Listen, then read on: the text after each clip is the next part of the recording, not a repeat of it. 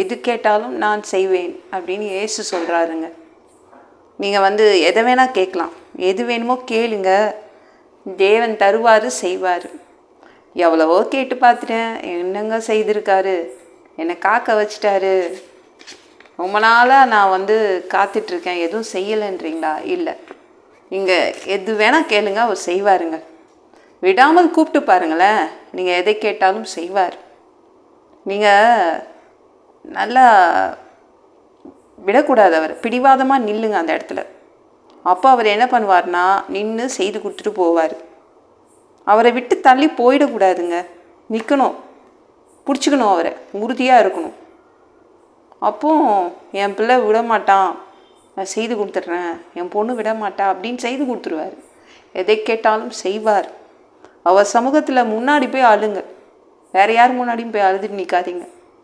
நம்மளுக்கு தான் அழுகிறதுக்குன்னே ஒரு இடம் இருக்குது, தேவன்கிட்ட நம்ம அழலாம். நீங்கள் அழணும், உங்கள் அழுகையை மறைக்கணுன்னு அவசியமே இல்லை. தேவன் முன்னாடி எவ்வளோ வேணால் அழுங்குங்க, அவர் ரெடியாக இருக்கார். உங்கள் அழுகை நீங்கள் என்ன வேணால் அழுங்க, அவர் உங்களுடைய அழுகையை துடைக்கிறதுக்கு ரெடியாக இருக்கார். எதை கேட்டாலும் செய்வார். சரிங்களா? உபவாசித்து ஜெபம் பண்ணுங்க, கொடுக்கலன்னா விட்டுறாதீங்க அவரை.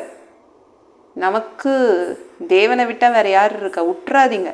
ஃபாஸ்டிங் இருந்து விரதம் இருந்து ஜெபம் பண்ணுங்க, உபவாசித்து ஜெபம் பண்ணுங்க. எதை கேட்டாலும் கொடுப்பார்.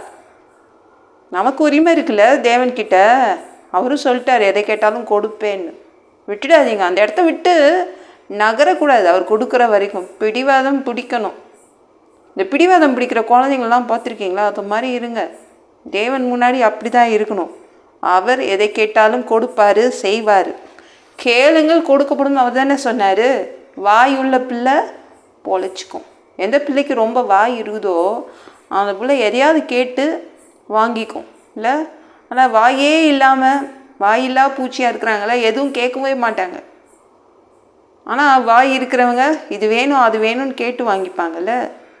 நம்ம தேவன் முன்னாடி வாயை திறக்கணும், வாயை விரிவாய் திறக்கணும். நன்மையினால் தேவன் நிரப்புவா. ஜபத்தில் போராடணும்.